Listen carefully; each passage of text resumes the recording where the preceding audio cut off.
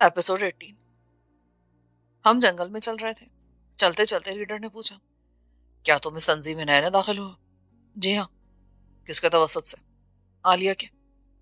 तुमने हवेली में रंगीनों से कोई लुत्फ नहीं उठाया? आलिया ने तुम्हें कोई साथी फराम नहीं की?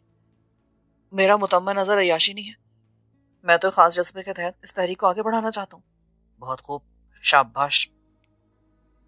उसने मेरी पीठ थपकी। हमारी तंजीम को तुम जैसे मुखलिस साथियों की तो जरूरत है, मगर क्या करें, आजकल के नौजवानों में बड़ी बेहिसी है। जब तक उन्हें कोई लालच न दिया जाए वो आगे नहीं बढ़ते। इसलिए तो हमें हर साल हवेली में जश्न का एहतमाम करना पड़ता है, तंजीम में शामिल लड़कियों को उन लड़कों। लीडर चौंक पड़ा और उसका जुमला अधूरा रह गया। कुछ दूर से नागों का जोड़ा गुजर रहा था। ये दोनों स्याह रंग के थे और काफी लंबे थे। उनको देखकर मेरे बदन में सनसनी दौड़ गई। अफजल मेरा बाजू पकड़कर खड़ा हो गया। उसके हाथों में भी कपकपाहट थी। सांप की दहशत भी बुरी होती है। नागों का जोड़ा तेजी से गुजर गया। हम तीनों तेज रफ्तारी से चलते हुए जंगल से निकलकर एक मैदान में आ गए। जंगल से निकलते ही मेरी जान में जान आई। कोई आधे घंटे की मुसाफत तय करने के बाद दूर से ही स्टेशन की इमारत नजर आने लगी। ये देखकर मेरा दिल खुशी से उछल पड़ा कि स्टेशन पर मुसाफिर गाड़ी खड़ी है। ये गाड़ी कहाँ से आई है और कहाँ जा रही है, इससे मुझे कोई मतलब ना था। मेरे लिए तो एक सुनहरा मौका था कि ट्रेन में सवार हो जाऊं और यहाँ से निकल जाऊं। जब स्टेशन इस फरलांग के फासले पर रह गया तब मैंने गिरदोपेश का जायजा लिया। हर तरफ सन्नाटा और वीरानी थी। दूर दूर तक कोई नजर नहीं आ रहा था। मैंने अच्छी तरह से अपना इत्मीनान कर लेने के बाद लीडर की बंदूक एकदम से झपट ली तो उसने शिश्तर होकर मेरी तरफ देखा। मैंने उन दोनों को जद में लेते हुए तेज लहजे में कहा, अगर सलामती चाहते हो तो पलट कर फौरन भागना शुरू कर दो और नाक की सीध में भागते रहो। किसी ने पलट कर देखने की कोशिश की तो उसका भेजा उड़ा दूंगा। तुमने देख ही लिया कि मेरा निशाना कितना जबरदस्त है। वो दोनों कभी फटी फटी आंखों से मेरी तरफ देख रहे थे और कभी बंदूक की नाल को, जैसे उनके सामने को आदमी नहीं बल्कि अजूबा खड़ा हो। अहमको, क्या तुम दोनों यहाँ की जमीन को अपने खून से रंगना चाहते हो? मैंने ट्रिगर पर उंगली रखकर कहा। उनकी जैसे जान निकल गई। पहले अफजल घूमकर भागा, फिर लीडर। वो दोनों बुकटुट भागे जा रहे थे जैसे कोई अफरियत उनके ताकुब में हो। दोनों ने इस फरलांग गए होंगे कि मैंने दोनों बंदूकों को करीबी झाड़ियों में फेंका और फौरन ही मुड़कर स्टेशन की तरफ दौड़ लगा दी। अभी मैंने कोई 50 कदम का फासला तय किया होगा कि गाड़ी ने सीटी बजाई। फिर दूसरे लम्हे गाड़ी ने हरकत की और आहिस्ता आहिस्ता रेंगना शुरू कर दिया। मैंने और तेज दौड़ना शुरू किया। गाड़ी में और मुझ में फासला बढ़ता जा रहा था। फिर गाड़ी की रफ्तार में तेजी आ गई। मैंने सर पर पैर रखकर भागना शुरू कर दिया। इस गाड़ी के छूटने का मतलब यह था कि मैं दुश्मन के हाथों से नहीं बच सकता और उनके पंजों में फंस जाऊंगा। आखिर वही हुआ जिसका मुझे खदशा था। गाड़ी छूट गई। मैं बमुश्किल तमाम आखिरी डब्बे तक पहुंच सका था मगर उस पर सवार न हो सका। फिर भी उसके पीछे भागता रहा। आखिर थक हाकर रुक गया। मेरी सांसें फूल रही थी और मैं नाउमीदी के भंवर में चकरा रहा था। मैं रुककर बड़ी हसरत से दूर जाती ट्रेन को देखता रहा। फिर तो गोया मुझे अपनी बसारत पर यकीन न आया। ट्रेन की रफ्तार अचानक धीमी पड़ गई और वो रुकने लगी। अब उसके और मेरे दरमियान कोई फरलांग भर का फासला था। ट्रेन नामालूम किस बिना पर रुकी थी मगर मैं इसे मुआवजा ही समझूंगा। मैंने उस चेस्तान को हल करने में वक्त ज़ाया नहीं किया और बुकटुट भागा। जब मैं ट्रेन के पास पहुंचा तो उसके इंजन ने हॉर्न दिया और ट्रेन ने रेंगना शुरू कर दिया। मैं दरवाजे का डंडा पकड़कर सवार हो गया और फुटबोर्ड पर पाँव रखकर दरवाजे का हैंडल घुमाने लगा। थोड़ी जद्दोजहद के बाद दरवाज़ा खुल गया। कंपार्टमेंट के अंदर दाखिल हुआ तो मालूम हुआ कि वह अवामी क्लास का रिजर्व कंपार्टमेंट है। कंपार्टमेंट में मुसाफिर न सिर्फ बर्थ और सीटों पर लेटे सो रहे थे बल्कि फर्श पर और बैतुल खला के पास। बाहर फर्श पर बिस्तर बिछाए भी पड़े थे। खिड़की के पास वाली सीट पर एक उम्र रसीदा शख्स बैठा बीड़ी पी रहा था। उसके सामने खाली सीट पड़ी थी। मैंने उससे पूछा, यहाँ बैठ जाऊं? बैठ जाओ साई, इस सीट का आदमी फर्श पर सो रहा है। सुबह होने तक चाहो तो इधर ही बैठो। मैंने सीट पर बैठकर इत्मीनान का गहरा सांस लिया। गाड़ी अपना सफर तेजी से तय कर रही थी। कुछ ख्याल आया तो मैंने उससे पूछा, चाचा कहाँ जा रहे हो? कराची। तुम कहाँ जाओगे साई? मैं भी कराची जा रहा हूँ। मैंने नवाब शाह स्टेशन पर टीटी को पकड़कर टिकट बनवाया।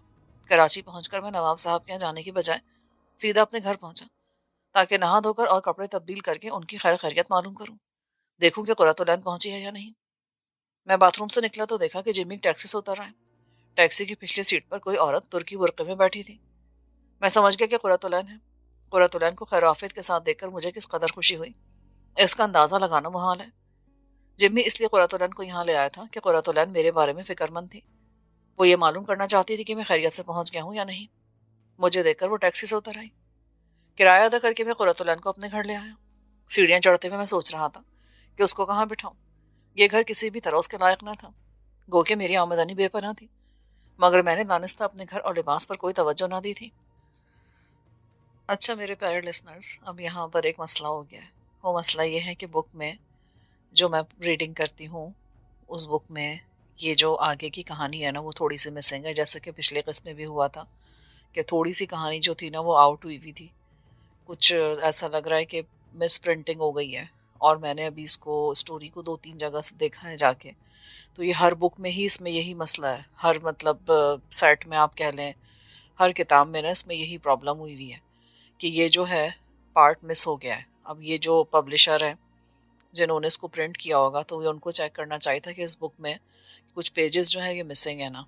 अब हो सकता है ये हुआ होगा कि जो सिकंदर है इसने कुरतुलैन को वापस उसके बाप के पास छोड़ दिया होगा, नवाब साहब के पास। और अब मैं स्टोरी जहाँ से बुक में दी हुई, मैंने काफ़ी सर्च की है, आगे जाके भी देखी पूरी बुक ना, लेकिन उसमें कहीं से भी ये कोई पेजेस आगे पीछे नहीं हुए हुए। मतलब ये पेजेस जो मिस हो गए तो वो मिस हो गए। ठीक है, तो अब हम इसको फ़र्ज़ कर लेते हैं या इस चीज़ को हम यहीं छोड़ देते हैं कि ये जो कुरतुलैन आई थी सिकंदर से मिलने जमी के साथ, तो वो इसको उन्होंने घर छोड़ दिया होगा। ज़ाहिर सी बात है अपने पास नहीं रखा होगा, हम यही समझ लेते हैं। और अब हम स्टोरी आगे बढ़ते हैं और आगे इसको नसरीन मिल गई है, वो जो लड़की थी, जो पॉकेट मार लड़की थी, इसको वो मिल गई है। ठीक है, तब उस स्टोरी को हम आगे पढ़ते हैं ना। अब इसमें मेरी कोई गलती नहीं है।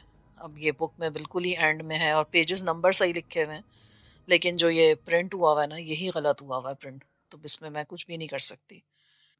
चलिए अब कहानी को आगे पढ़ते हैं। नसरीन ने नकाब से अपना आधा चेहरा छुपाया हुआ था। मैंने उसे आंखों से पहचान लिया था।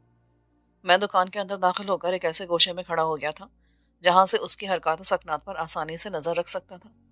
वो काउंटर पर खड़ी दूसरी औरतों के साथ रेशमी कपड़े देख रही थी। उसका अंदाज और हरकतें वही थी जो मैंने महबूब बख्श मार्केट में देखी थी। सेल्समैन ने काउंटर से खुले थान समेटने के बाद अपनी पुश्त पर फर्श पर डाल दिए, जहां एक लड़का खुले हुए थान तेजी से लपेटता जा रहा था। काउंटर पर एक पर्स कपड़ों के थान के बीच से निकलकर गिर पड़ा तो सेल्समैन ने वो पर्स उठाकर इत्तेफाक से नसरीन से पूछा, ये आपका है? नसरीन के साथ खड़ी और बैठी लड़कियां और औरतें दूसरे सेल्समैन की तरफ मुतवज्जो थी, जो एक नया थान खोल रहा था। उस थान के कपड़े का रंग गुलाबी था। गुलाबी रंग पर औरतें और लड़कियां यूं भी ज्यादा मरती हैं। नसरीन ने बगैर किसी ताखिर के उसके हाथ से पर्स उचक लिया। जैसे ही उसने सेल्समैन के हाथ से पर्स लिया, वैसे ही मैंने उस पर्स को नजरों में तोला। वो पर्स खासा वजनी महसूस हो रहा था। इस कदर वजनी पर्स नोटों की गड्डियों का नहीं हो सकता। अलबत्ता उसमें जेवरात हो सकते थे या फिर सिर्फ सोना। अगर पर्स नोटों से भरा हुआ होता तो यकीनन वो फूला हुआ होता, जबकि पर्स फूला हुआ न था। उसके वजन का इस तरह अंदाजा हुआ कि जब नसरीन ने सेल्समैन के हाथ से पर्स लिया तो पर्स नीचे की तरफ झूल गया था। नसरीन पर्स लेकर ममनूनियत से बोली, शुक्रिया। उसने पर्स लटका लिया, इस तरह से कि वो उसके बुरके में छुप गया और मेरी निगाहों से ओझल हो गया। उसके बाद उसके सरापे में इस्तराब की लहर उठी। वो बेचैन सी नजर आने लगी। उसके चेहरे से ऐसा लग रहा था जैसे अब वो एक लम्हे के लिए भी यहाँ रुकना नहीं चाहती हो। सेल्समैन उसकी तरफ मुतवज्जो हुआ तो वो बड़े सुकून से बोली, मुझे कपड़े पसंद नहीं आ रहे, जहमत का शुक्रिया। वो दुकान से निकलकर मार्केट की गली में तेजी से उस बैरूनी दरवाजे की तरफ बढ़ गई जो रॉबिन्सन रोड पे था। उस गली में दो रोया कपड़ों की दुकानें थीं। हर दुकानदार ने स्टूल और बेंचें डाल रखी थी, जिससे रास्ता और तंग हो गया था। आमदोरफ्त में रश की वजह से दुश्वारी होती थी और ऐसी ही दुश्वारी नसरीन को भी हो रही थी। मैं नसरीन के ताक़ुब में लपका तो मुझे उससे ज़्यादा दुश्वारी का सामना करना पड़ा, इसलिए कि उस गली में आमदोरफ्त औरतों और लड़कियों की थी। मर्द इक्का दुक्का ही नजर आ रहे थे। नसरीन तो खैर औरत ज़ात थी। वो औरतों और लड़कियों को धक्का देती और उन्हें धकेलती भी जा रही थी, जबकि मैं ऐसा नहीं कर सकता था। अगर मैं नादानिस्तगी में किसी औरत से टकरा जाता, चाहे वो 50 बरस की क्यों ना होती, तो वो मुझे बुरी तरह लताड़ देती। लिहाजा मैं औरतों के रश से बचता बचा उसका ताक़ुब करता रहा। जिस वक्त मैं बैरूनी दरवाजे पर पहुंचा, मैंने उसे सुर्ख रंग की टोयोटा करोला में देखा, जो बिल्कुल नई थी और उस रोज वाली गाड़ी से मुख्तलिफ थी। गोया नसरीन के पास एक नहीं कई कारें थीं। वो कार कोई 100-200 कदम के फासले पर थी। मैं उसकी कार की तरफ लपका, मगर उसने जिस अंदाज से कार स्टार्ट की और उसे सड़क पर ले आई, उसमें उजलत का अंदाज शामिल था। उसने इस तरह अपनी कार की रफ्तार तेज की जैसे पुलिस उसके ताक़ुब में हो। उसके पहिए चीखे और उसने खाली रिक्शे को भी टक्कर दे मारी जो सड़क के किनारे खड़ा था। उसका ड्राइवर दही बड़े के ठेले वाले के पास खड़ा कर दही बल्ले खा रहा था। जितनी देर में वो पहुंचा, नसरीन की कार ये जा वो जा हो गई, मगर मैंने कार का नंबर नोट कर लिया था। मैं वापस दुकान पर आया तो वहां कोहराम समझा था। وہ عورت کسی ڈاکٹر کی بیوی نہ تھی جس کے اعصاب مضبوط ہوتے، اور اس کا شوہر کسی ڈاکٹر کی طرح دولت مند تو تھا ہی نہیں جو وہ عورت اپنے گھر فون کر کے مزید رقم منگوا لیتی۔ وہ عورت دکان میں بے ہوش پڑی تھی، اس کا چہرہ سفید پڑ گیا تھا اور وہ کسی مردے سے بھی بدتر نظر آ رہی تھی۔ بے ہوشی کی حالت میں بھی اس کی ایسی کیفیت ہو رہی تھی جیسے اس کا دم ٹوٹ گیا ہو۔ اس کے ساتھ ایک نوجوان لڑکی اور دو عورتیں بھی تھیں۔ لڑکی کی حالت بھی غیر ہو رہی تھی، اس کے چہرے سے بھی سفیدی جھلک رہی تھی، مگر وہ خود پر قابو پانے کی جدوجہد کر رہی تھی۔ ساتھ والی دونوں عورتوں کے چہرے بھی فق ہو رہے تھے۔ میں نے پانی لے کر ہاتھ سے بے ہوش عورت کے منہ پر چھینٹے مارے تو چند لمحے کے بعد اس کے بدن میں حرکت ہوئی۔ پھر اس نے آہستہ آہستہ آنکھیں کھول دی۔ چند لمحوں تک وہ خالی الذہن سی باری باری سب کے چہرے تکتی رہی، پھر وحشت زدہ سی ہو کر ادھر ادھر دیکھنے لگی اور رہزانی انداز میں چیخی، میرا پرس، ہائے میرا پرس۔ وہ بین کرنے لگی تو میں نے ساتھی عورت کی طرف گلاس بڑھا کر کہا، انہیں پانی پلا دیں۔ اس عورت نے میرے ہاتھ سے گلاس لیا اور پھر ان دونوں عورتوں نے اس بے حال عورت کو سہارا دے کر اٹھایا اور اسے پانی پلانے لگی۔ ایک ادھیڑ عمر کی عورت نے جو پاس ہی کھڑی تھی نوجوان لڑکی سے پوچھا، تمہیں اچھی طرح یاد ہے کہ تمہاری امی پرس ساتھ لائی تھی؟ لڑکی نے فوری جواب نہیں دیا، اس لیے کہ اس کا گلا رند گیا تھا۔ پھر وہ بولی تو اس کی آواز بھر آ رہی تھی، ہم لوگ گھر سے پرس لے کر چلے تھے اور ٹیکسی سے آئے تھے، پھر اس دکان پر اترے، دکان میں داخل ہو کر پرس سے فہرست بھی نکالی تھی۔ کیا تھا پرس میں؟ اس میں 100 تولے خالص سونا تھا جو ہم زیورات بنانے کے لیے جویلر کی دکان پر دینے جا رہے تھے، اور 25,000 کی رقم تھی جو 500 کے نوٹوں کی شکل میں تھی۔ ہم لوگ شادی کی خریداری کرنے نکلے تھے۔ 100 تولے خالص سونا اور 25,000 کی رقم؟ سرگوشیوں سے فضا میں بھنبھناہٹ سی پیدا ہوئی۔ کس کی شادی ہو رہی تھی؟ میری اور میری چھوٹی بہن کی۔ میرے دو بھائی جو سعودی عرب میں ملازمت کرتے ہیں، ان کی پرسوں کی کمائی تھی، اور اس میں میرے والد صاحب کی کمائی بھی شامل تھی۔ لڑکی کی آنکھیں چھلک پڑی۔ وہ سیلز مین خاموش کھڑا تھا جس نے پرس اٹھا کر نسرین کے حوالے کیا تھا۔ اگر وہ کچھ کہتا تو مفت میں مارا جاتا، غلطی اس کی بھی نہیں تھی۔ تاہم اس نے کہا، ایک حسین سی لڑکی کالے برقعے میں کھڑی تھی، اس نے نقاب سے اپنا آدھا چہرہ چھپایا ہوا تھا، شاید یہ اسی کی حرکت ہے، اس لیے وہ خریداری کے بغیر چلی گئی۔ لڑکی کی ماں وحشت زدہ انداز میں چیخنے لگی، کہاں ہے وہ لڑکی؟ چلو جلدی کرو، اسے جا کر فوراً پکڑ لو، جانے نہ پائے۔ میرا منہ کیا دیکھ رہے ہو؟ میں نے اس عورت کو بتایا۔ کالے برقعے والی لڑکی شاندار قسم کی کار میں بیٹھ کر فرار ہو گئی ہے۔ ہیں؟ کئی عورتوں نے حیرت سے ایک دوسرے کی شکلیں دیکھی۔ وہ چور لڑکی کار میں آئی تھی؟ اس عورت نے چونک کر کہا۔ دکاندار، لڑکیاں اور عورتیں ماں بیٹی اور ساتھ آنے والی عورتوں کو مشورہ دے رہے تھے کہ وہ قریبی تھانے میں جا کر فوراً اس واقعے کی رپورٹ درج کرا دیں۔ لڑکی کی ماں ابھی پوری طرح حواسوں میں نہیں آئی تھی، اس کا دماغ کو سوچنے کے قابل نہ رہا تھا، اس کی حالت ابھی تک دگرگوں ہو رہی تھی۔ نوجوان لڑکی کی آنکھوں سے ٹپ ٹپ موتی گر رہے تھے۔ ظاہر ہے کہ رقم بھی کم نہ تھی، پھر سونا تو لاکھوں روپے کی مالیت کا تھا۔ ادھیڑ عمر کی اس عورت نے لڑکی کی ماں کے ساتھ والی عورت سے پوچھا، ان دونوں بہنوں کی شادی کب ہے؟ 12 ستمبر کو۔ کہاں رہتی ہیں آپ لوگ؟ فیڈرل بی ایریا 15 نمبر میں۔ میرے والد صاحب عبد الغنی ہیں، وہ ایک انشورنس کمپنی میں ملازمت کرتے ہیں، وہ سنیں گے تو معلوم نہیں ان کی کیا حالت ہوگی۔ لڑکی نے سسکیوں کے درمیان بتایا۔ میں دکان سے نکل آیا۔ تمام خواتین ماں بیٹی کے دکھ میں برابر کی شریک تھیں اور ان سے طرح طرح کی فضول سوالات کیے جا رہی تھیں۔ اب مجھے لڑکی کے باپ کا نام معلوم ہو گیا تھا۔ فیڈرل بی ایریا 15 نمبر گو کہ بہت بڑا علاقہ تھا، مگر میں پھر بھی اس گھر کا پتہ چلا سکتا تھا، اس لیے کہ عطا پتہ میرے پاس آ گیا تھا، مگر میں اس گھر میں خالی ہاتھ داخل نہیں ہونا چاہتا تھا۔ میں نے دل میں تہیہ کر لیا کہ ہر قیمت پر رقم اور سونا نسرین سے حاصل کر کے رہوں گا۔ اس گھر کی خوشیاں لوٹا کر مجھے دلی سکون حاصل ہو سکتا تھا۔ گاڑی کا نمبر تو میرے ذہن پر نقش ہو گیا تھا، مگر اس گاڑی کو تلاش کرنا اس قدر آسان نہیں تھا۔ نسرین کہاں رہتی ہے مجھے نہیں معلوم تھا۔ رکشے والے نے اس روز جو نسرین کے بارے میں بتایا تھا، میں اس پتے پر پہنچ کر نسرین کو تلاش نہیں کر سکتا تھا۔ ضروری نہیں تھا کہ وہ بھی فیڈرل بی ایریا میں ہی رہتی ہو۔ معلوم نہیں کہ وہ کس کس محلے، علاقے اور بازاروں میں جا کر کیسی کیسی وارداتیں کرتی پھرتی تھی۔ نسرین نے یہ 3 لاکھ کا ہاتھ مارا تھا، اس کا جواب نہیں تھا۔ وہ شاید ہمیشہ اونچا ہی ہاتھ مارتی تھی۔ ایک طرف تو وہ اس کی کامیابی پر اش اش کر رہا تھا، تو دوسری طرف ان دو معصوم لڑکیوں کے مستقبل کے بارے میں سوچ کر پریشان ہو رہا تھا جنہیں برباد کرنے میں نسرین نے کوئی کسر نہیں چھوڑی تھی۔ مجھے جلد از جلد یہ نئی مہم سر کرنا تھی۔ میں گھر پہنچا تو جمی میرے انتظار میں بیٹھا تھا۔ میں نے اسے سارا واقعہ سنا تو وہ بولا، نسرین تو واقعی ایک بلا ہے بھائی۔ ایک حسین ذہین نوجوان لڑکی اپنے کارناموں سے سارے شہر میں دھوم مچاتی پھر رہی ہے۔ میں سوچ رہا ہوں کہ کیوں نہ اس کے پر کاٹ دوں تاکہ وہ آزادانہ ادھر سے ادھر پرواز نہ کر سکے۔ नसरीन के पर काटना इस कदर आसान नहीं है। यूरोप की जदीद तरीन जेलों में तरबियत पाकर आई है वो। जिम्मी बोला, वो तो बाद में देखा जाएगा, पहले उसके ठिकाने का तो पता चले। इसकी तो एक ही सूरत है कि किसी कार में बैठकर बाजारों के चक्कर लगाए, जब वो कहीं नजर आए तो उसका ताकुब किया जाए, उस वक्त तक ताकुब किया जाए जब तक वो अपने घर नहीं पहुंच जाती। हाँ, यही एक सूरत है जिससे हम उसके घर का पता चला सकते हैं। और आपको मेकअप भी तो करवाना होगा ताकि वो आपको पहचान ना ले। हो जाएगा वो भी। मैं रात भर सो ना सका। मेरे सीने में फांसी चुपकर रह गई थी, जैसे मुझसे कोई जुर्म सरजद हो गया हो। माँ बेटी के गमजदा चेहरे मेरे दिल पर ताजियाने लगाते रहे। सवेरे सवेरे जिम्मी आ गया। हम दोनों अकील के यहाँ पहुंचे, उसे मेकअप करवाया, फिर एक कार डीलर के पास गए। वो जिम्मी का दोस्त था। जिम्मी ने उससे कार किराए पर ली।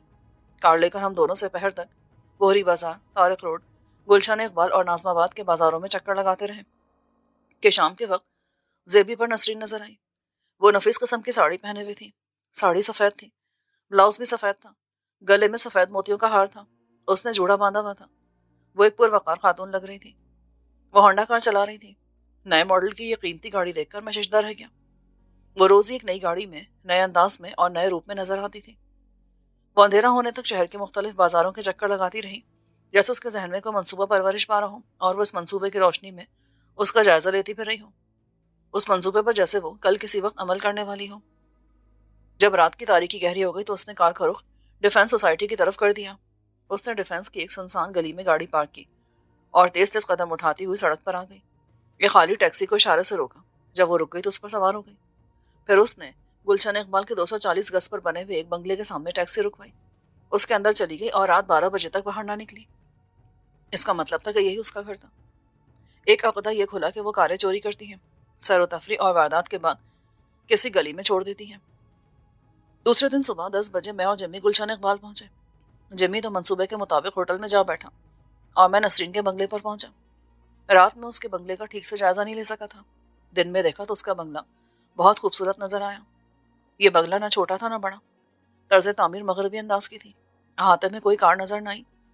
अलबत्ता एक तरफ गैराज दिखाई दिया। उसके दरवाजे पर ताला पड़ा था। गोया कार अंदर थी। शायद उसने अपनी कार गैराज में इसलिए बंद की हुई थी कि कोई उसे शनाख्त न कर ले। उसने जामा क्लॉथ मार्केट में जो वारदात की थी वो मामूली ना थी। यकीनन अब वो इस अंदेशे का शिकार थी कि उसे किसी ने वारदात करते देख न लिया हो। बंगले के बरामदे में सन्नाटा तारी था। कोई चौकीदार या नौकर भी नजर नहीं आ रहा था। तमाम दरवाजे और खिड़कियां बंद थे और पर्दे लहरा रहे थे। मैंने छोटा गेट देखा जिसे आंकड़े से बंद किया हुआ था। मैंने आंकड़ा निकाला तो छोटा गेट खुल गया। उसकी कुंडी नहीं लगी थी। मैंने अंदर दाखिल होकर गेट आंकड़े से बंद किया। फिर गैराज के पास पहुंचकर उसके दरवाजे का जायजा लिया। वो लकड़ी का था और उसमें कई जगहों पर झिरियां बनी हुई थी। उन झुर्रियों में से एक सुर्ख रंग की टोयोटा कार झांक रही थी। मुझे ख्याल आया कि कहीं ये कार भी चोरी की ना हो। मुमकिन है उसने इसलिए गैराज में बंद करके रखी हो।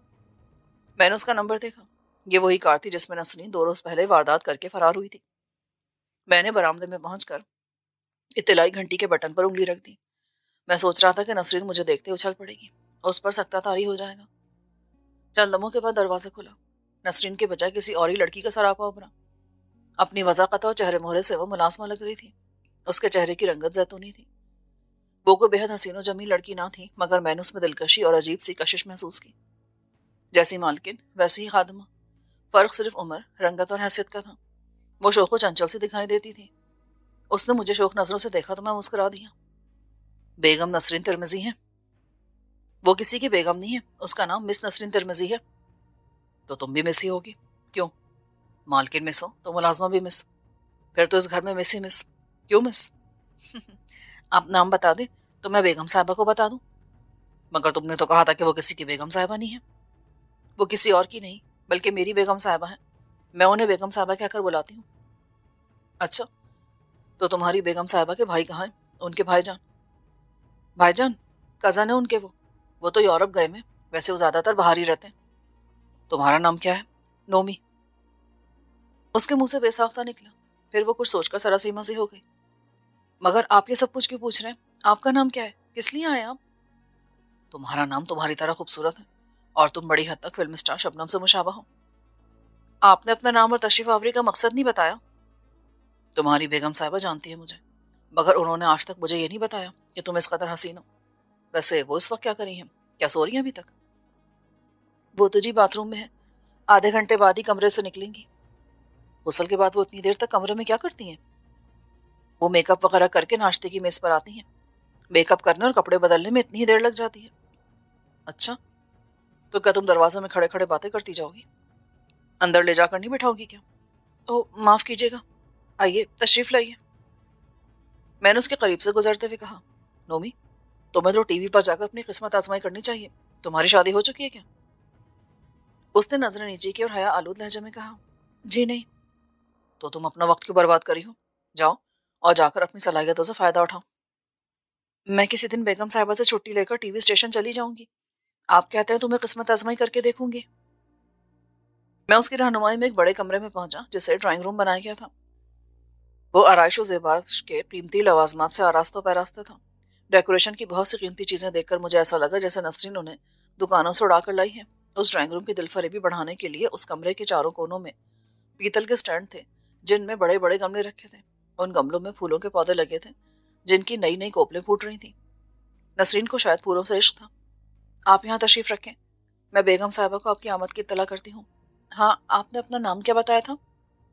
تم نے نام بتانے کا موقع کب دیا؟ تم بیگم صاحبہ سے صرف اتنا کہہ دینا کہ آپ کے قریبی دوست آئے ہیں. اس طرح ذرا مزہ آئے گا. وہ کمرے سے جلدی نکل آئیں گی. انہیں تجسس بھی ہوگا کہ کون ہے. جانے سے پہلے وہ تپائی کے نیچے سے چند رسائل نکال کر میرے سامنے ڈال گئی.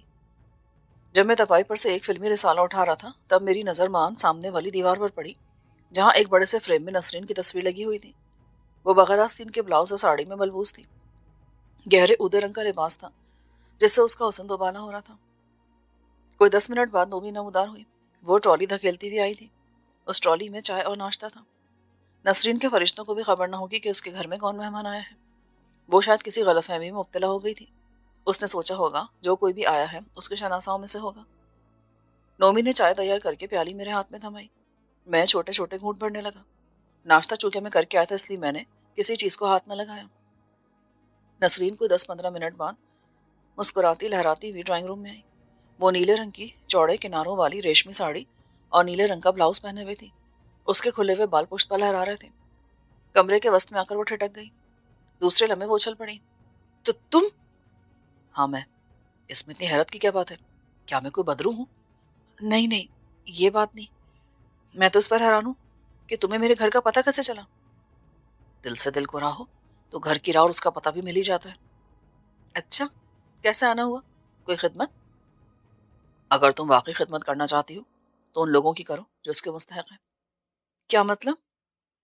جس عورت کا پرس تم نے پرسوں اڑایا نا اسے لے جا کر واپس کر دو ابھی اور اسی وقت. کون سا پرس؟ کیسا پرس؟ بھائی میں کسی کا پرس لے کے نہیں آئی. دیکھو نسرین، ایکٹنگ کرنے کی ضرورت نہیں ہے. پرسوں شام کے وقت تم نے جامع کلاتھ مارکیٹ میں فینسی ساڑی ہاؤس کے سیلز مین کی حماقت سے فائدہ اٹھایا اور پرس لے کر 9 تو 11 ہو گئی. وہ پرس کسی حرام کی کمائی والے شخص کی بیوی کا نام تھا اور اس میں جو زیورات اور سونا تھا وہ شادی کے زیورات بنوانے کے لیے تھا. اگر ان لوگوں کو یہ پرس نہیں ملا نا تو 2 معصوم لڑکیوں کا مستقبل تباہ ہو جائے گا. ان کے ماں باپ صدمے سے پاگل ہو جائیں گے. تمہیں یقیناً غلط فہمی ہو رہی سکندر. میں 2 دن سے گھر سے باہر نکلی نہیں. میں تو گھر پر ہی آرام کری ہوں. کیا ضروری ہے کہ میں نے اس پرس پر ہاتھ صاف کیا ہو؟ کیا اس دنیا میں اس شہر میں ہی چور چکی ہوں؟ تم دنیا کو الو بنا سکتی ہو، سکندر کو نہیں. میں تمہیں پہچانے میں غلطی نہیں کر سکتا. اگر تم چاہتے ہو کہ میں تمہارے جھوٹ کا پلندہ یہاں تمہارے منہ پہ دے ماروں تو سنو. پرسوں سرخ رنگ کی ٹویوٹا کرولا میں تم جامع کلاتھ مارکیٹ آئی تھی جس کا نمبر میں نے دیکھ کر ذہن نشین کر لیا ہے. میں نے اپنی تسلی کے لیے تمہارا گیراج بھی دیکھ لیا ہے جہاں وہ گاڑی موجود ہے جس میں بیٹھ کر تم فرار ہوئی تھی. یہ وہ گاڑی ہے جو تم نے جامع کلاتھ مارکیٹ میں واردات کرنے سے آدھا گھنٹہ پہلے وکٹوریا روڈ سے چوری کی تھی جس کا نمبر کل کے اخبارات میں آ چکا ہے اور خبر بھی چھپ چکی ہے. تم نے کل ایک ہونڈا اکارڈ گاڑی چوری کی اور اسے رات کے وقت ڈیفینس کی سنسان گلی میں چھوڑ دیا اور ٹیکسی میں بیٹھ کر گھر آ گئی. کیا سب غلط ہے؟ نسرین پر سکتہ طاری ہو گیا. کچھ دیر بعد وہ سنبھل کر بولی، تم یقیناً کو بدرو ہو سکندر جو میرے تعاقب میں سائے کی طرح لگے رہتے ہو. مگر میری ایک بات مان لو کہ اس پرس میں نہ تو رقم تھی اور نہ ہی سونا. اس عورت نے یقیناً جھوٹ بولا ہے. وہ عورت جھوٹ نہیں بول سکتی. جھوٹ تم بول رہی ہو اس لیے کہ وہ بے ہوش ہو گئی تھی. جھوٹی عورت کبھی بے ہوش نہیں ہوتی. تم یقین کرو اس پرس میں 100-150 کی رقم اور میک اپ کے سامان کے علاوہ کچھ نہیں تھا. میں نے فیصلہ کر لیا کہ یہاں سے خالی ہاتھ نہیں جاؤں گا. تم وہ رقم اور سونا لے کر میرے ساتھ چلو اور اس عورت کو واپس کر دو. میں دوسروں کے سامنے اس کا انکشاف نہیں کروں گا کہ یہ تمہارا کارنامہ ہے. اگر تمہیں میری بات کا یقین نہیں ہے تو جاؤ اور پولیس کو بلا لو، میں ان گیڑ بھپکیوں میں آنے والی نہیں ہوں۔ چلو یوں ہی صحیح، لے آتا ہوں میں پولیس کو۔ پولیس ٹھوس ثبوت مانگتی ہے، تمہارے پاس کا ثبوت ہے؟ لاتوں کے بھوت باتوں سے نہیں مانتے، میرے پاس ٹھوس ثبوت موجود ہے، اسی لیے تو میں پولیس کو لینے جا رہا ہوں۔ انہیں جرم کا اقرار کرانے کے بہت سے طریقے آتے ہیں، ان کے تشدد سے شیطان بھی پناہ مانگتا ہے، تمہاری تو حیثیت ہی کیا ہے؟ تو دیر کس بات کی، شوق سے جاؤ، بلکہ ابھی جاؤ اور اسی وقت پولیس کو لے آؤ، دل میں جو بھی حسرت ہے نا وہ پوری کر لو۔ نسرین نے آخری جملہ ادا کرتے وقت بالکل غیر محسوس انداز میں آنکھوں سے اشارہ کیا، جیسے میرے پیچھے کوئی کھڑا ہو اور اس کے اشارے کا منتظر ہو۔ میں نے سرعت سے پلٹ کر دیکھا، پیچھے نومی کھڑی تھی، اس کے ہاتھ میں ایک موٹا سا ڈنڈا تھا، وہ ڈنڈا فضا میں بلند کر کے میرے سر پر چوٹ لگانا چاہتی تھی۔ میں جلدی سے ایک طرف ہٹ گیا، ڈنڈا صوفے کی پشت پر لگا، اگر میں تیزی نہ دکھاتا تو میری کھوپڑی دو حصوں میں تقسیم ہو جاتی۔ میں اپنی جگہ سے بجلی کا کوندا بن کر نومی پر جھپٹا، اس نے پھر ڈنڈا لہرایا، مگر اس کے ہاتھ سے ڈنڈا چھوٹ کر فرش پر جا گرا۔ اس کی کلائی کسی ڈال کی طرح نازک سی تھی، میرے ہاتھ کی سخت گرفت نے اس کی کلائی کو چٹکا دیا۔ جب میں نے کلائی چھوڑی تو وہ درد سے کرا رہی تھی، میں نے اسے دھکا دے کر صوفے پر گرا دیا۔ نسرین اپنی جگہ پتھر کا بت بنی کھڑی تھی، میں نے جیسے ہی لپک کر ڈنڈا اٹھایا ان دونوں کے چہرے فق ہو گئے، ہوائیاں اڑنے لگی۔ میں پوری طرح چوکنا کھڑا تھا۔ خون کا بدلہ خون ہوتا ہے، تم میرا سر پھوڑنا چاہتی تھی نا نومی، اب میں تمہارا سر پھوڑوں گا۔ میں نے آج تک اپنے کسی دشمن کو معاف نہیں کیا ہے۔ نہیں نہیں، وہ چلائی اور دوڑ کر نسرین کے پیچھے کھڑی ہو گئی، جیسے اسے پناہ کی طلبگار ہوں۔ مجھے معاف کر دیجیے، میں آپ کے آگے ہاتھ جوڑتی ہوں۔ نسرین، تم نے نومی کو حملہ کرنے کا اشارہ کر کے اپنے پیروں پر کلہاڑی ماری ہے، اگر میں تمہاری شیطان صفت ملازمہ کے حملے کی زد میں آ جاتا نا تو میری کھوپڑی دو حصوں میں تقسیم ہو جاتی۔ تم سے ایک بھیانک جرم سرزد ہوا ہے اور یہ جرم قابل معافی نہیں ہے، مگر میں اس کمینگی کا بدلہ نہیں لوں گا۔ میں یہاں ہنگامہ آرائی کرنے نہیں آیا، تمہارے لیے بہتر یہی ہے کہ وہ رقم اور سونا میرے حوالے کر دو، ورنہ کیا؟ تم خواہ میرے پیچھے ہاتھ دھو کر پڑ گئے ہو، سونے کے بارے میں تمہیں غلط فہمی ہو گئی ہے، ورنہ یہ کہ میں تشدد سے کام لوں گا۔ اب میری سمجھ میں یہی آ رہا ہے کہ میں تم دونوں کو ڈنڈے مار مار کر بے ہوش کر دوں، پھر گھر کی تلاشی لے کر نہ صرف چوری کا مال برآمد کر لوں بلکہ جاتے جاتے گھر کا پوری طرح صفایا بھی کرتا جاؤں۔ تم دونوں ہوش میں آنے کے بعد شاید دماغی توازن کھو بیٹھو، اس لیے کہ دماغ پر شدید ضرب آنے سے اکثر ایسا ہی ہوتا ہے۔ ان دونوں کے چہرے سفید پڑ گئے۔ نسرین نے شاید محسوس کر لیا تھا کہ میں اپنے ارادے کو عملی جامہ پہنانے میں پسو پیش سے کام نہیں لوں گا۔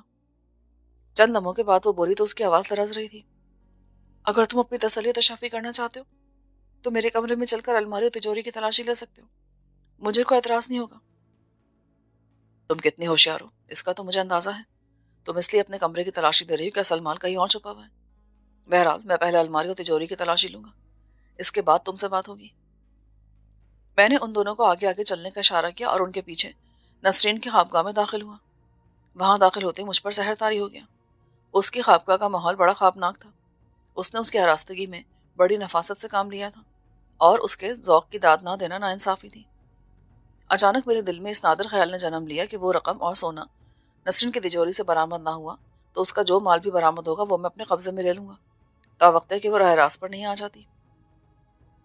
نسرین بستر کے قریب پہنچ کر جھکی تو میں نے بڑی سرعت سے آگے بڑھ کر نومی کو ڈھال بنا لیا تاکہ وہ تکیے کے نیچے سے چابیوں کے بجائے پستول نکالے تو اس کے نشانے کی زد پر میرے بجائے نومی آ جائے، مگر اس نے چابیاں نکال کر میری طرف اچھال دی۔ میں نے الماری کی طرف بڑھتے ہوئے خوابگاہ کا جائزہ لیا تو نشستگاہ کی طرح وہاں بھی 4 گملے رکھے دکھائی دیے، ان میں کرشنا چوڑا کے پھولوں کے پودے رکھے تھے۔ خوبصورت پھول اس کی کمزوری لگتے تھے، مگر خوابگاہ میں گملے دیکھ کر مجھے الجھن سی ہوئی، عموماً لوگ وہاں گملے نہیں رکھتے۔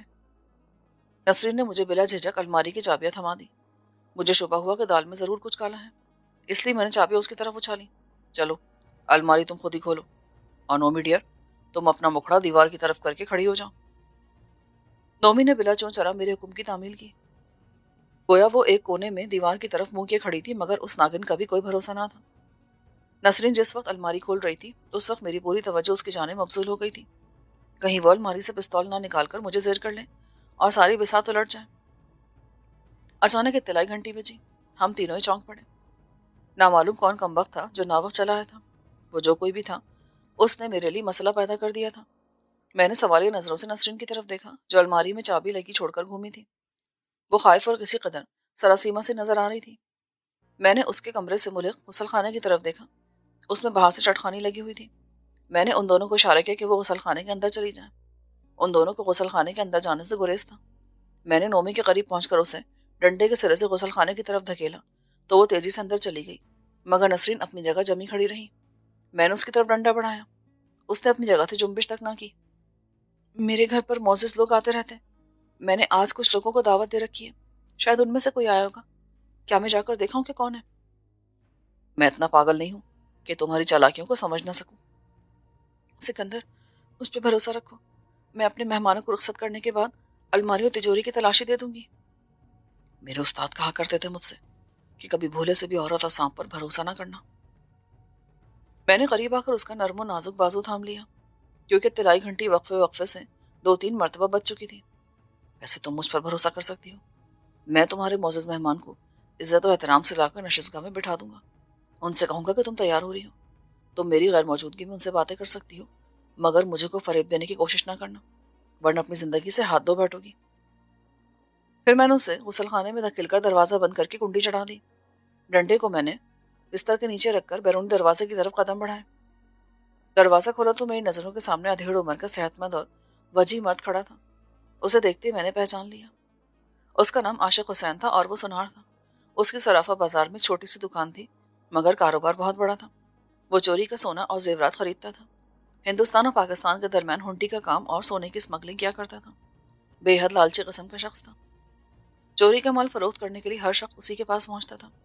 اول تو اس نے کبھی چوری کا مال خریدنے سے انکار نہیں کیا، دوم اس کے پاس چوری کا مال فروخت کرنے کے لیے ہر طرح سے تحفظ ملتا تھا، اس لیے کہ وہ پولیس سے خود ہی نمٹ لیتا تھا۔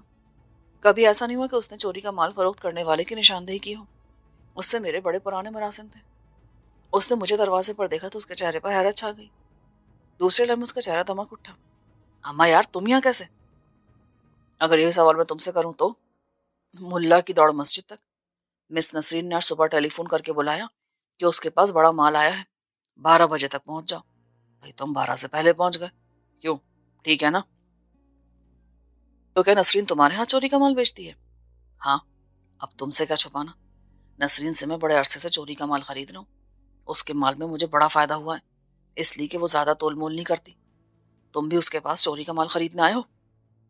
دیکھو سکندر بھائی، اگر تم اس سے کوئی چیز خریدنے آئے ہو نا تو اپنے آپ کو پیچھے ہٹا لو، میں تمہارے سامنے اس کا سارا مال خریدوں گا، جتنے کا مال ہوگا اس پر 10% کمیشن دوں گا۔ تمہاری پہلی بات مان لیتا ہوں اور پیچھے ہٹ جاتا ہوں، مجھے کوئی کمیشن نہیں چاہیے، مگر میری ایک شرط ہے۔ میں ایک نہیں 10 شرطیں پوری کرنے کو تیار ہوں۔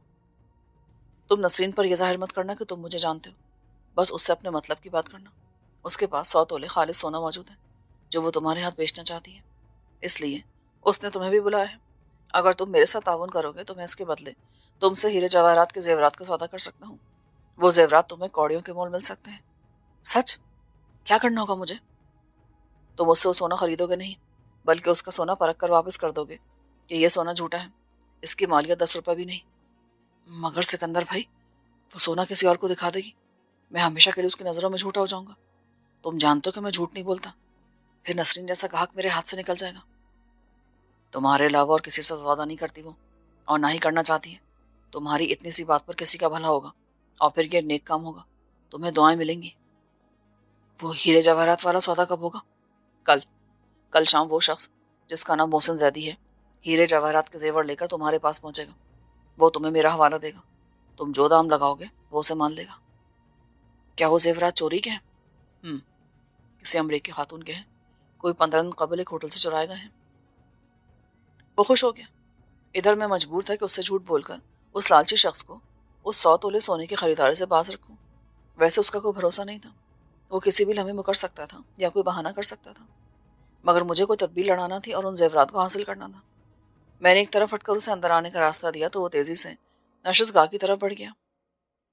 جب میں بیرونی گیٹ بند کرتا اس وقت میری نظر جمی پر پڑی۔ وہ بے چینی اور وحشت کے عالم میں سڑک پر ٹہل رہا تھا۔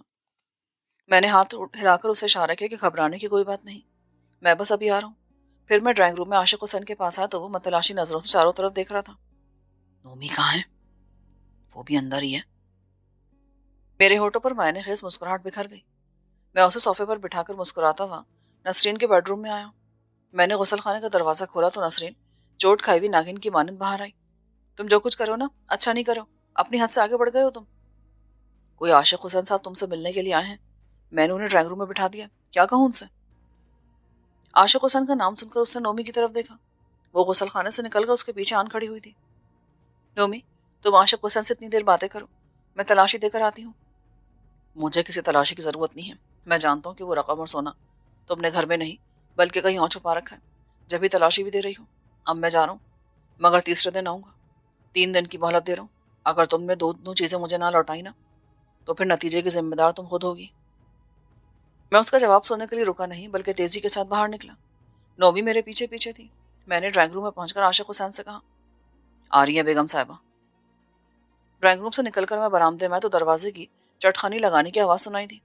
نومی نے لپک کر دروازہ بند کر دیا تھا۔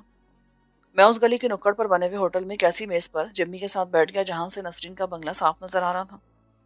میں نے جمی کو تمام احوال کہہ سنایا اور یہ بھی بتا دیا کہ میں کس مصلحت کے تحت باہر آ گیا ہوں۔ ہم دونوں میں باتیں ہو رہی تھیں۔ نومی گھر سے نکلتی دکھائی دی۔ جمی نے مجھ سے کہا، میں اس کے تعاقب میں جا رہا ہوں، آپ عاشق حسین کے انتظار میں یہاں بیٹھے۔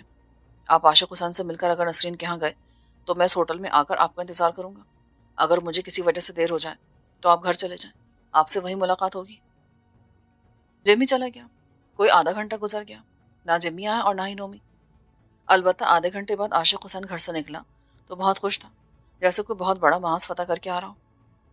اس نے باہر نکل کر ایک رکشہ روکا اور رکشے میں بیٹھ کر جس انداز سے اپنا کوٹ سنبھال کر بیٹھا، اس سے مجھے اندازہ ہو گیا کہ اس لالچی شخص نے میرے ساتھ بددیانتی کی ہے، دھوکہ دیا مجھے۔ میں نے ہوٹل کے کاؤنٹر پر 10 روپے کا نوٹ پھینکا، باقی پیسے نہ لیے اور تیزی سے باہر نکل آیا۔ جیسے اس کا رکشہ قریب آیا، میں نے ہاتھ کے اشارے سے روکا تو رکشہ رک گیا۔ عاشق حسین نے جیسے ہی میری شکل دیکھی، اس کی آنکھوں کے دیے مان پڑ گئے۔ وہ بوکھلا کر بولا، سکندر بھائی تم؟ سکندر اعظم کی روح، اور میری انگلیوں نے معلوم کر لیا ہے کہ 100 تولے سونا کہاں ہے۔ دوسرے لمحے وہ میرے ہاتھ میں تھا۔ سکندر بھائی، یہ غلط بات ہے۔ رکشے والے سے میں نے کہا، تم رکشہ چلاؤ۔ جب رکشہ چل پڑا تو میں نے اس سے کہا کہ یہ غلط بات نہیں کہ تم نے مجھ سے بددیانتی کی ہے، دھوکہ دیا مجھے، ایک تیر سے 2 شکار کیے۔ ارے پوری بات تو سنو۔ اس نے مجھے کچھ ایسا مجبور کر دیا تھا کہ میں انکار نہ کر سکا، جھوٹ نہ بول سکا۔ تم جانتے ہو کہ یہ سونا کس کا ہے؟ مجھے اس سے کوئی سروکار نہیں، مجھے تو آم کھانے سے مطلب ہے، پیڑ گرنے سے نہیں۔ تو پھر مجھے بھی اس سے کوئی سروکار نہیں کہ یہ مال کیسے، کہاں سے اور کس خبیث سے حاصل کیا ہے۔ میں کسی سے مال خریدتا نہیں ہوں بلکہ چاقو کے زور پر چھین لیتا ہوں۔ میں تمہاری اس توند میں چاقو بھی گھونپ سکتا ہوں۔ میں نے قریب ہو کر اس کی نکلی ہوئی توند پر ہاتھ پھیرا تو وہ اچھل گیا۔ تم نے اکثر میرے ہاتھ میں چوری کا مال دیکھا ہے، کبھی چاقو بھی دیکھا ہے؟ میں نے رک کر اپنا ہاتھ نیفے کی طرف بڑھایا تو اس کے اوسان خطا ہو گئے۔ نہیں نہیں، میں نے اسے 50,000 میں خریدا ہے، تم 50,000 ہی دے دو، میں کوئی کمیشن نہیں لوں گا۔ ابے کیا تیرے باپ کا مال ہے؟ تمہیں 50,000 تو کیا 50 روپے بھی نہیں دوں، البتہ چاقو تمہاری توند میں گھونپ سکتا ہوں۔ ذلیل کمینے، میں تمہیں 1 لاکھ کا فائدہ کروا رہا تھا پر تم نہیں مانے اور کھلی بے ایمانی کر گئے، اب سزا بھگتو۔ 1 لاکھ کا کیا فائدہ؟ میں بھی یہ سونا نسرین کو واپس دے کر آتا ہوں، پھر تم وہ مال دلوا دینا۔ اب میں تمہیں نیست و نابود کر کے ہی رہوں گا۔ پرلانگ بھر کے فاصلے پر چوراہا تھا۔ چوراہے کے فٹ پاتھ پر 2 مسلح پولیس والے کھڑے تھے۔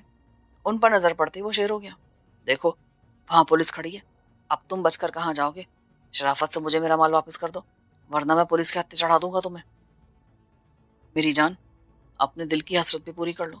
میں ان سے کہوں گا کہ یہ سونا اس ذلیل شخص کی شناسہ نے چرایا ہے، انہیں یہ بھی علم ہوگا کہ آج کے اخباروں میں یہ خبر چھپی ہے۔